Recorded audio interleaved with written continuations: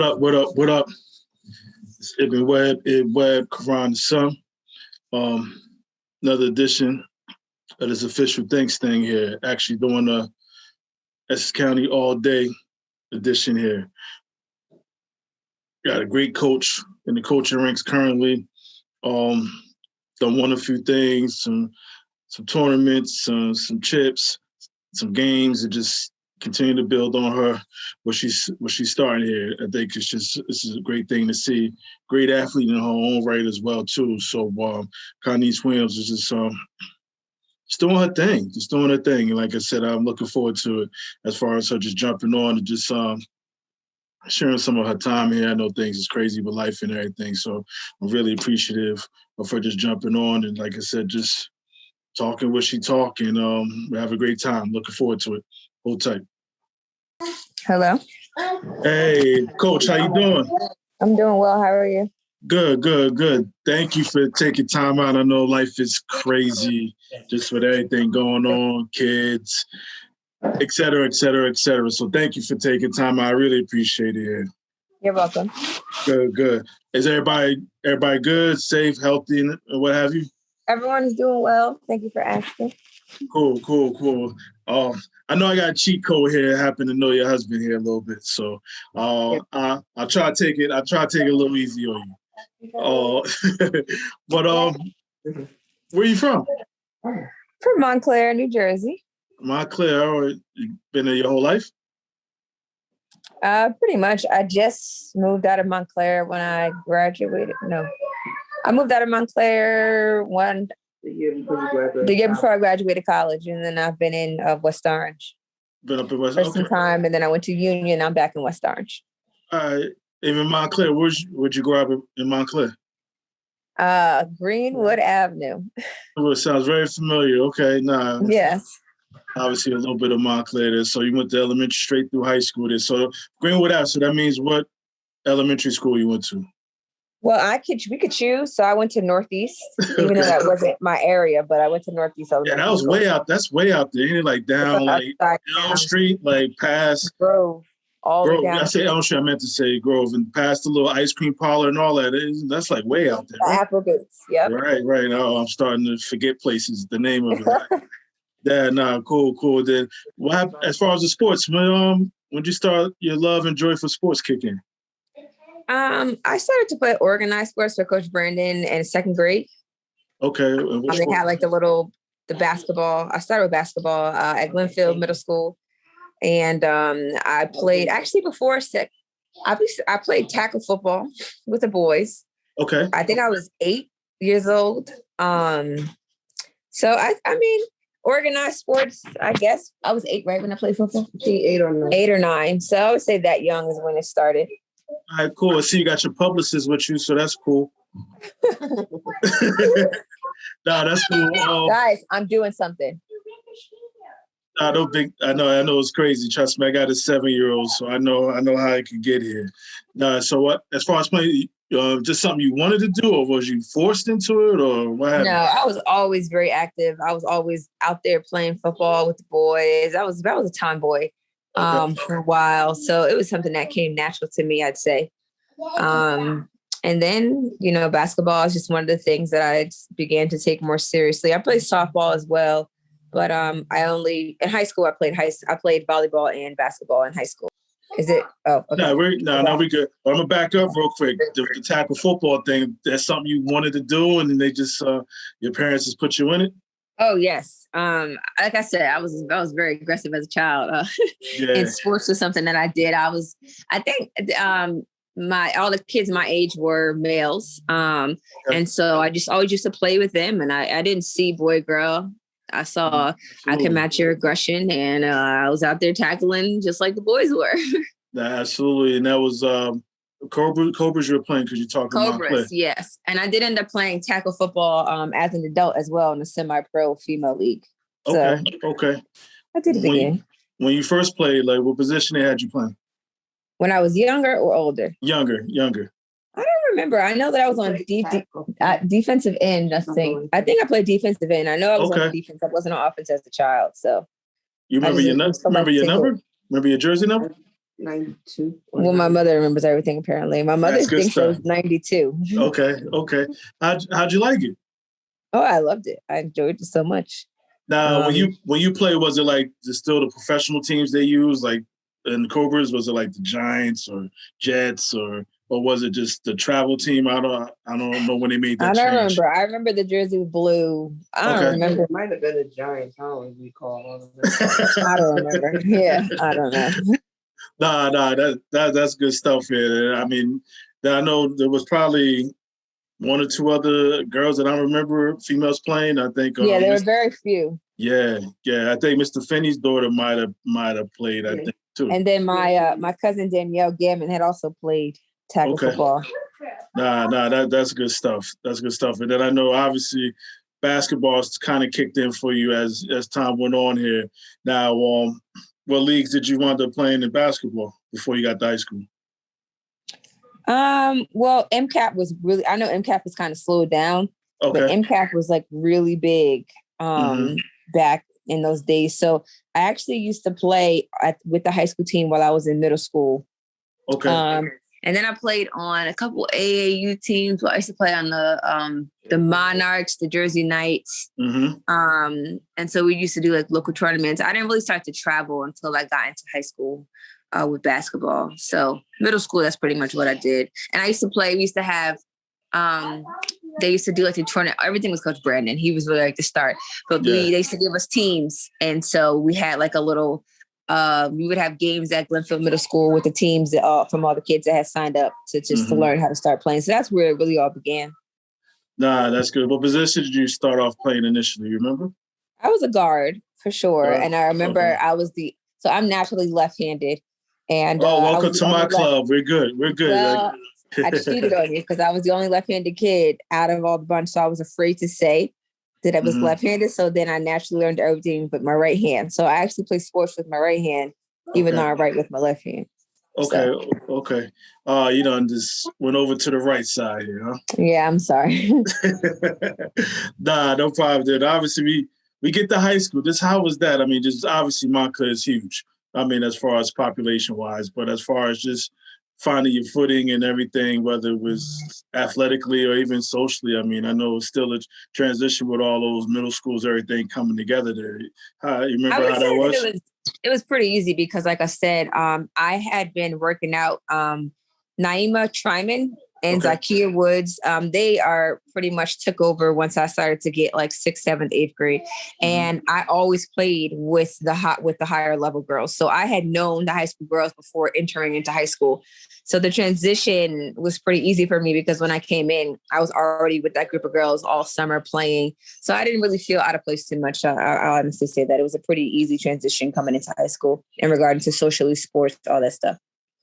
Basketball, you walk in playing varsity as a freshman, you had to earn your way up. Okay. No, I played varsity as a freshman. Yes. Did you start? I did not. I started sophomore, junior, and senior year, but I played varsity. I started JV as a freshman, and I played varsity. And I know they still had back then. They still did it with the quarters. You had to play X amount of quarters at night. 5 quarters, yes. Okay, okay. That was the same. Yeah, obviously you playing freshman, sound like you just jump right in the mix and knowing the girls and also playing with them with the middle school or in the summers or what have you there. I mean, did it just come easy for you or what?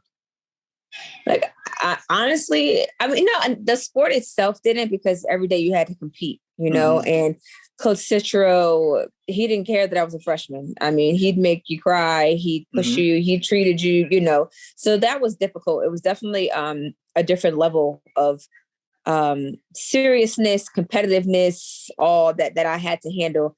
Mentally, it's a whole different thing when you're playing at a varsity level. Although I started JV and played some varsity minutes, I practiced with the varsity team every single day. So I did everything that they did. So I was held to the same standards.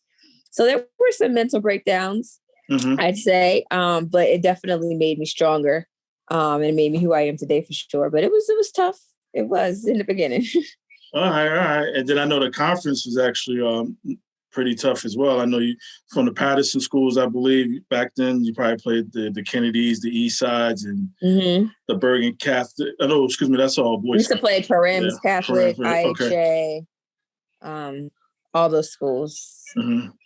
So it was pretty competitive. Yeah, so I don't know if it was freshman year. It may have been, but we were always very competitive in the counties. Mm-hmm. I remember playing against Alnisa Buckner, Dorje, I think her name was, from East Orange. And I was very young, and I think I might have been a freshman, and it was at Essex County. And I remember losing and the girls crying in the locker room. And at that time, in my head, I'm like, well, it didn't really mean that much to me. And you don't understand it as a freshman. And then obviously my senior year came around very quickly. But I do remember that happening and that feeling of seeing them upset and not really understanding how important that moment was. But we never did win one. It was very tough. Our county was with Shabazz and Eastern. Yeah, it was tough. Columbia, everybody, right? Yes, it was very tough that time. Georgia, it was a lot of good players for sure that we had to compete with. So, Well, one thing worked out for you guys. I believe you eventually you won the states or sections or something. Yes, we were the first to win. We won the section in the group, I believe. Okay. My senior year, and that was the first time that it had been done. So that was pretty cool. Yeah. Now I know another turn comes. You got to decide to go to college here. How did that happen? I mean, where did you decide to go? And well, was it a long process? I went to Lock Haven University at first in Pennsylvania, but it didn't last long because I'm a mama's girl. Okay. And I was homesick, and I cried every day. Yeah. To come back home. So I ended up coming back home to Bloomfield College. Okay. And I played my sophomore year. And originally, the plan was for me to run cross country and play basketball as a sophomore to help me get in shape. And I had received a scholarship based off of that. And as a junior, I was supposed to only play basketball. And I loved volleyball. So I really wanted to try to play volleyball and basketball because they were two different seasons. So as a junior, my coach tried to change it up on me and tried to make me run cross country again to receive my scholarship money. Okay. And I've always been really good academically as well. So that year I ended up quitting basketball, playing volleyball for the rest of the season and just receiving an academic scholarship. And I think I stayed at home. And so I basically ended up going for free based off of that. And my AD, Sheila Wooten, who was the absolute best person in the world, I hope she hears this one day. She really stuck to her word and made sure that she took care of me financially based off of what I was originally promised. And even though things had changed, she made sure that I was okay. So, and I ended up finishing at Bloomfield College, and I was the valedictorian.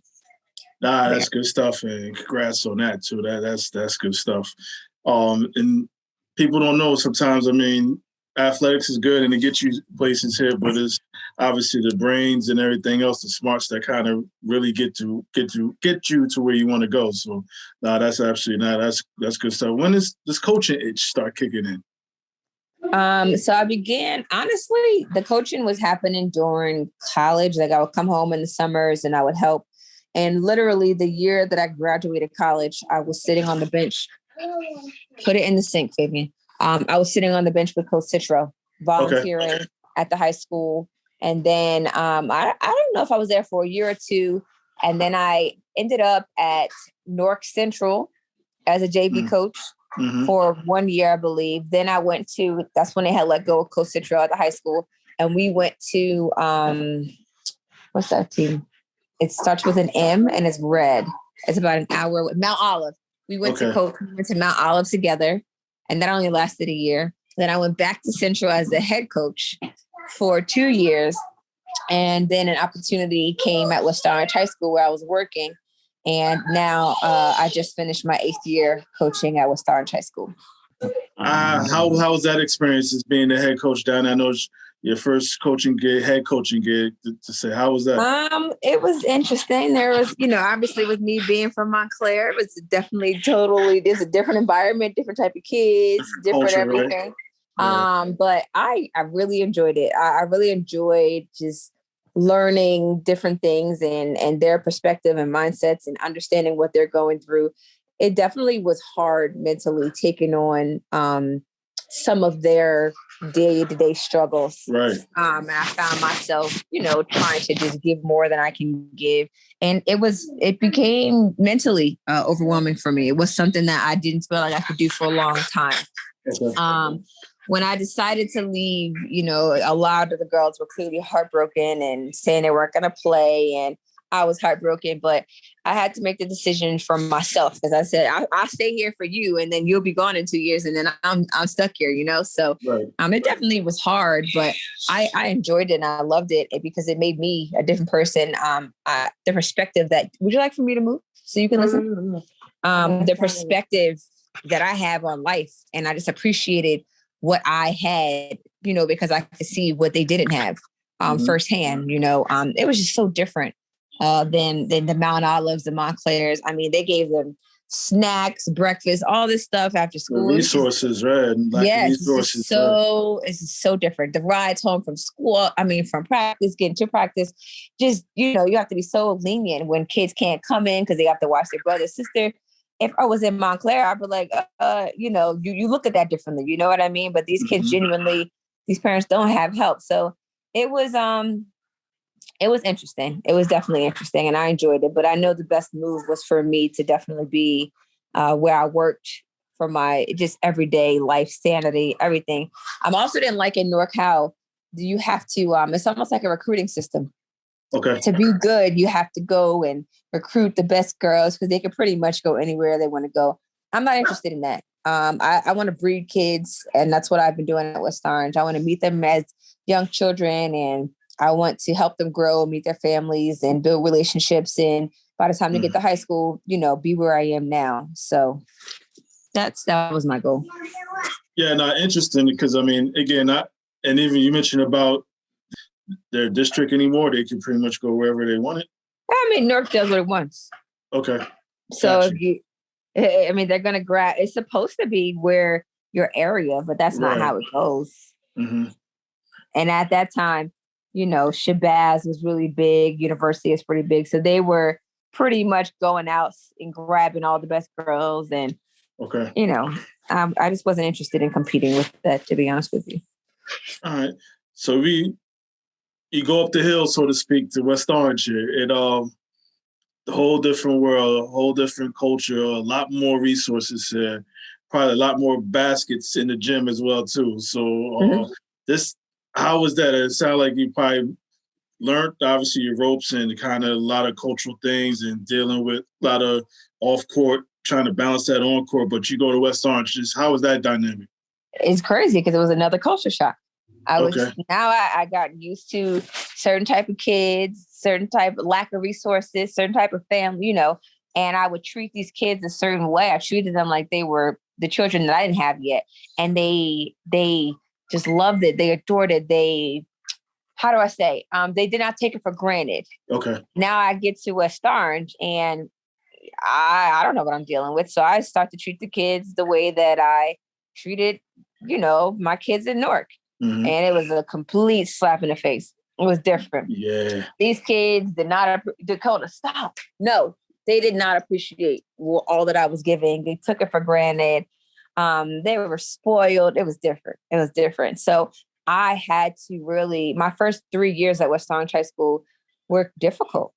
Mm-hmm. I had to adjust to the type of parents that I was dealing with, the type of kids that I was dealing with, the culture, everything, all based off of, the way the program was run before to what I'm requiring now, just the way that I dealt with the kids. I could not deal with the players the way that I dealt with my players at Central. Mm-hmm. The way I communicated was different. You communicate with a certain type of kids a certain type of way. And now these different kind of kids, you got to communicate different ways. So all those things I really had to learn how to change and adjust. And it took, until pretty much 4 years before the program really started to go in the right direction. It took for me to, like I said, breed. I had to go meet the younger kids. I had to meet the middle school families. And after the third or fourth year, I started to get kids that were coming from me that had now my mindset. I was, the culture that I was building was starting to change. And that's when you really start to see success in the program. And that's pretty much how I got to where I am today. Yeah, then, I mean, again, just developing probably that feeder system from the middle school and everything else. And so I know that paid dividend. How was it being Black female as far as just Um, as far as dealing with the kids or the parents? So that year, they had hired two. I was the first Black female coach, and he was the first Black male coach times. And we got hired at the same year, at the same time. So that was pretty cool. That was happening. I'd say though, the dynamics of the team, they were pretty. I didn't have too many Caucasian players. It was weird. It was like it was changing. So I didn't, it was like, okay, we were all on the same page there. It was just, I think so. Not even, it doesn't matter the color of your skin. I think it was the mindset of the people that I'm dealing with. The parents had run the program for so long, and they dictated what happened, and they were in charge, and me trying to come in and take over and let them know that I'm in charge. This is my program. I think that was the hardest thing to take control over. Anytime something went wrong, they felt like they could just run over my head, so it's that, that to me was one of the hardest things, was trying to grasp control and get them to understand that, like, this is my program, and we need to be on the same page for this to work. And like I said, it took about 3-4 years to finally get to the point where we were all on the same page. And I had the support of the players and the parents and the everybody, the town, it took a while, but we're here.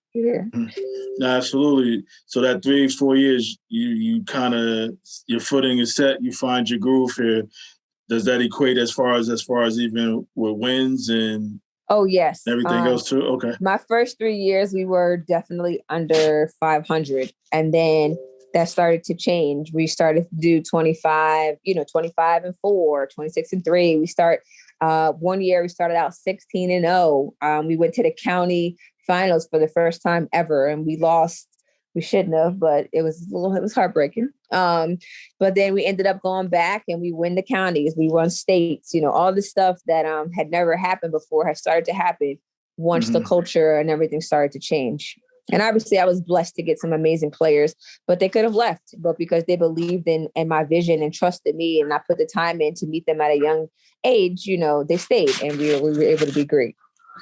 Yeah, you slipped that the county victory in, because obviously I'm a little heart bent on that. I'm a immaculate guy, so I know you meet immaculate. So yes, yes.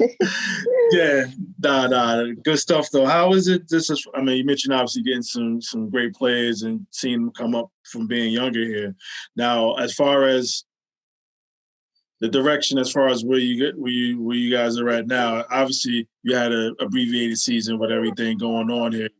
Just how was it this year? I'm just curious. Like, how did you do it? It was different. It was very hard, I would say, to motivate the girls, because you feel like you're playing for nothing. Yeah. There's no states, there's no counties, it's like, what are we here for? So that was one of the things, just trying to find a way to motivate them. I'm not going to lie, as far as the safety precautions and everything, I wasn't too nervous. I was just ready to play, hoping that everybody did the right thing. And thank God we made it through the entire season. I mean, a couple of our opponents had to cancel games, but we made it through 11-4. And it sucks for me, because I really felt like I had a really good core. I had some girls come back, and I lost 5 or 6 seniors. And so this year, to not be able to play for anything, where I really felt like we could have made a run in the counties and the states, I feel like it's definitely a lost opportunity, but that's life. So yeah. Now, do you lose a lot of seniors this year? I lost this season. I lost 5. 5. Okay. So hopefully, again, obviously, everybody be back full schedule and everything else this upcoming season. Next year is gonna be back for sure. The governor's already said no more abbreviated days. Everybody going back to school full time. It's over. Which will be good.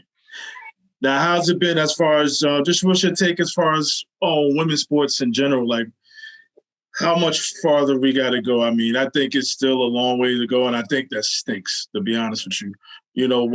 Just because women have done so much, in this world, in this life, what have you, just to be where it's at. Like, what's your take on just as far as women athletics, as far as where is that today?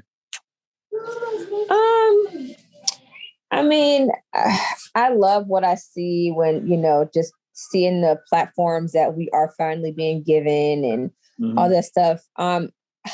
Obviously, there's a lot more that needs to be done. And we try to do things. We celebrate, what's that? It's a holiday. Women's a foundation. Goodness, what's it called? We didn't do it this year because of COVID. But, it's just going to take people just honoring women and just doing things to keep pushing ahead.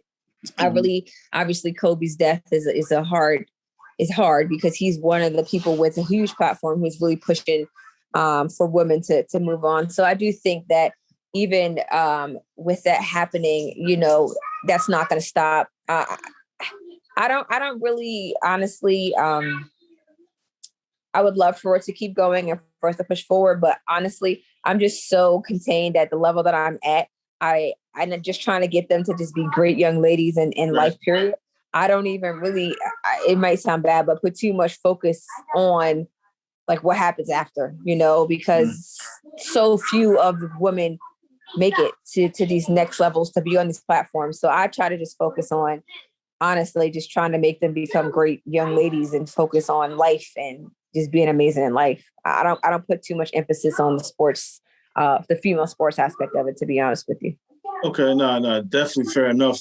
I mean, because I was going to ask, have you, on your rise to where you're at, did you see any biases towards even yourself here, as far as, you being a female and one being a Black female? I don't recall. Like when I went to school, I felt like we got the same thing as the boys. Okay. Not really. I personally haven't really been in situations where I've heard, but I personally haven't. I've been thankful enough to have been in institutions where we were treated the right way and treated equally. So no, I personally haven't been in those situations. Okay. Yeah. Now I know with sports, like just what it sounds like, just you've been around it your whole life, playing, coaching, whatever the case may be, sports related here. Like, what has it given you that's stuck with you to this day? The first is discipline. Okay. I will say when I went to Lock Haven, although I was only there for 1 year, my coach was a veteran in the military. She was in something. So she, they teach discipline there. And so that was her whole coaching method. And she was just so, and at first I was like, I thought she was mean, but she was so strict. She just was so, like, she just taught organization, all that stuff. And going in as a freshman, I was all over the place.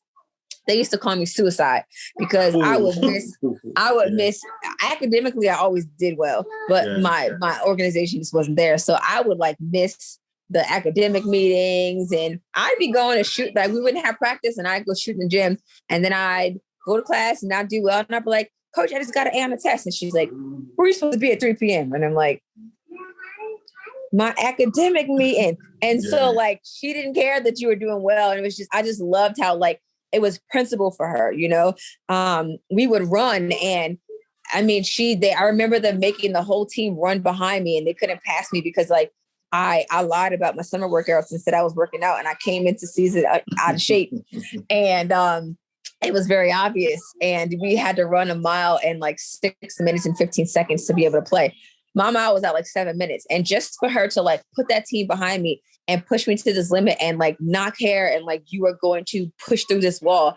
I just learned so many things. I learned to just push through levels that I never thought that I could push through in life. And that I am so thankful for, because if I never had played sports or even gone to that school for that 1 year, I would have never realized that whenever I hit this wall, that I could push through that wall, and so those things really, really stick with me on a day-to-day basis, just understanding principle.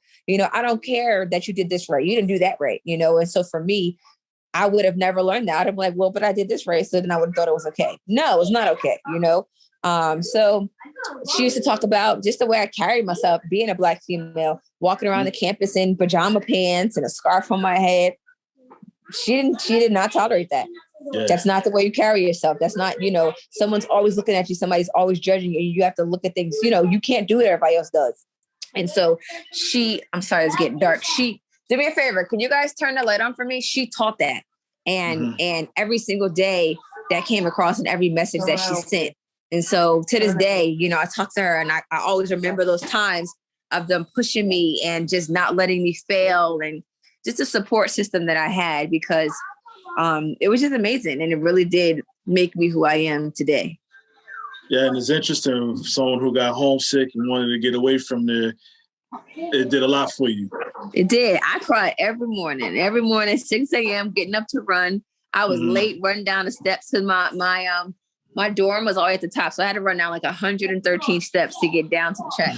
I'll be running down the steps for the track with no shoes on my feet because I don't woke up late. I mean, it was a disaster. I cried every morning, called my mommy crying, but it was great. I did. I'm not going to lie. I'm not. And I couldn't stay past the year, but that 1 year of my life seriously was definitely form shaping for sure. And it's interesting just in general, like things that we don't like, sometimes we learn the most from, so now it's interesting that you do say that. Absolutely. Absolutely. I know, again, I just appreciate you just taking some time out. I just wanted to just ask you just a few more questions for let you get back to those kids of yours, because I know they like, we're mommy. Trust me. Yeah. I think sometimes you probably even forget your actual name. I think it's just mom. Yeah, I don't know if you sign your checks writing mom now. You just forget so much.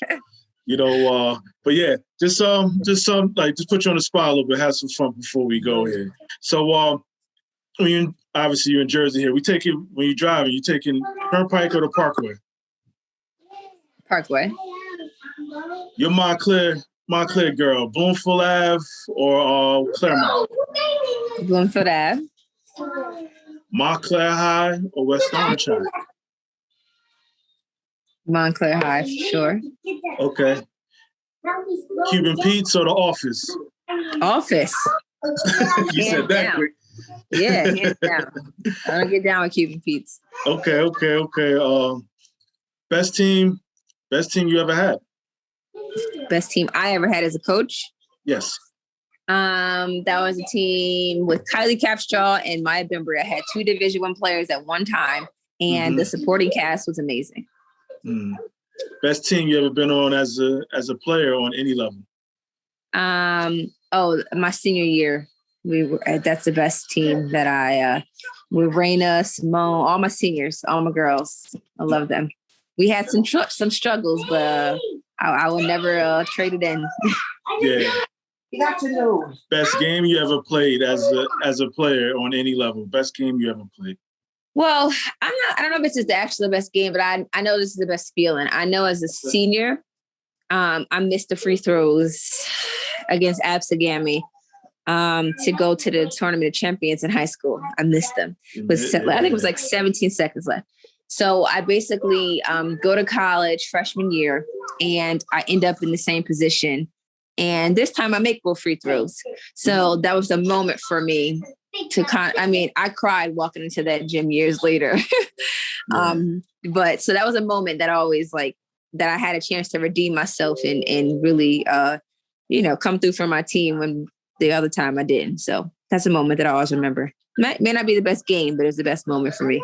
Even with the moment, was it a difference? Were you more calm this time around, or you've been through it already? I think so. It was like I've been here before. I have more confidence in myself. And like I said, I think I was stronger because of what they had put me through at that school. So mentally, I think I was definitely in a stronger space.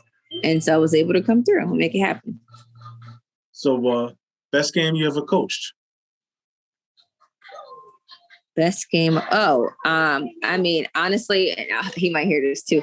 Any game against University where we beat them is pretty well. Okay. We typically tend to lose to them during the season, and then when it comes down to crunch time, like Caneice, we always come up with an amazing game plan, and after they smack us by like 30, 40 points, we always beat them. So it's pretty amazing. Those are the moments I really enjoy, is when a game plan is executed, when the girls execute. So, and that typically happens in most against University.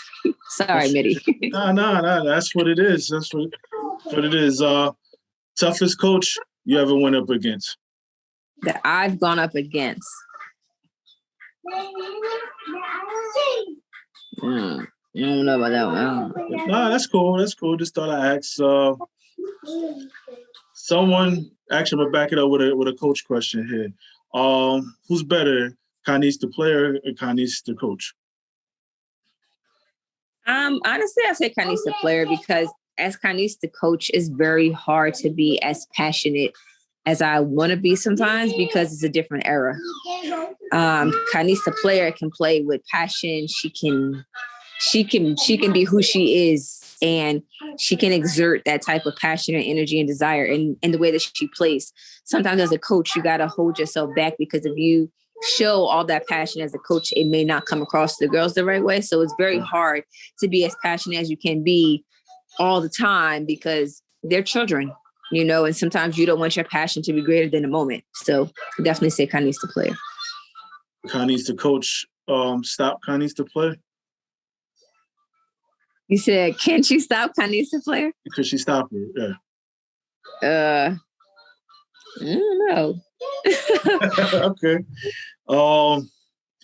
Is it any whether game or even a game that you coached or either played? Is it one that you probably just said it as far as that you can take back?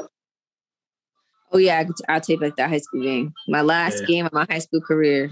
I two things happened. I missed the free throws, and I ended up getting a technical foul.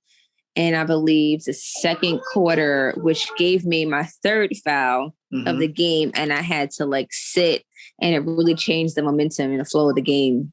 So I wish I could get that back. Someone who should have made it, whether it's college or the pros, someone that should have made it.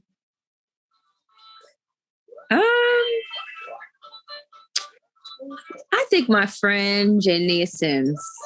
Okay. She played for Pitt. She's from Shabazz.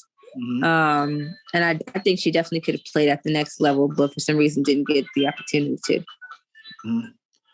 Who's the best high school player you ever seen in Essex County?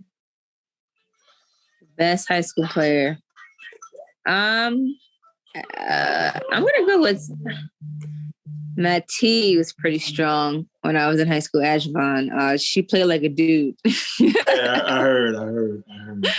Yeah, she's one that she just her body stature, everything strong, solid. She was good. I'm going with her. Now, if you had a starting five to pick from, who'll be your starting five as far as if you to play against anybody that came up to Montclair High, who'll be your starting five that you'll run with? Well, I'm going to go with my coaching crew. Frenchie, Rashonda French, Jasmine Wright, Caneice Sims, and I go with my cousin Kiana Montplaisir. Okay, is that 4 or 5? And me. Oh, I just just want the fun part. I know sometimes leaving people off of this. You got somebody. You got a 6. Yeah, you got a 6 person coming off the bench. I mean, I always love to play. You don't get me in trouble here. That's the fun of this. That's the fun of this. I mean, I'm going to go with my assistant coach, Meg. Meg, okay. I always love to play with her. What are you most proud of as far as sports? With sports, what are you most proud of? Obviously, the legacy that I left at the high school, it sucks going back in there and there's nothing hung up in the gym based off of what we accomplished. That's really just discerning. But I just am happy of who I am and how I've touched these young ladies' lives. I'm very close to a lot of the girls at Central and some of the girls I started with, making sure they graduated college and become successful young ladies. Even West Orange, to see the girls come back and have the relationships that I have, that's what really touches me the most. Just being able to just be a part of these ladies' lives and a positive influence and teach them things. That's really why I do what I do. Nah, absolutely. What's the best part about being Caneice? Mommy did 100 on this one, but I don't know. I guess everything. I don't know. I guess I'm just a well-rounded, kind person. I'm a straight shooter. You're never going to get, I'm not fake, which can be very difficult to deal with sometimes. But overall, I'm very kind and I care and I want to help people. And yeah, I think I'm a good person to be around. Cool. And what would this Caneice advice you give to the senior year in high school, Caneice? What advice would you give her? I guess for me, I wish that as a player, I would not have been so one-dimensional. All I wanted to do was shoot. Hey, you got to score points to win, right? Yeah. And play defense. Let's be clear, I play defense. But I just wish offensively that I cared more about other things and that I would have been forced to kind of broaden my game. That's one thing I try to do with my players now because I felt like I was too one-dimensional as a player and I would have been better had I focused on more aspects of the game instead of just shooting. Defense naturally came to me, but literally I would just want to shoot thousands of jump shots a day. I didn't want to dribble. I didn't care about none of that because I just want to shoot. Sound like somebody, I don't know, somebody probably talk about myself here. But, now, this might be a tough one. Better athlete, Caneice or Darryl Williams? I mean, I don't know. I'm saying myself, but I'm better than him. About to say you're a straight shooter. Yeah, don't know. Yeah, I'm better than him. Well, I want to say though, I want to thank you. I know, like I said, just the opportunity just to talk to you. Even though, like I said, I'm definitely trying to overlook that county win who y'all beat as you were talking and even jumping on this call.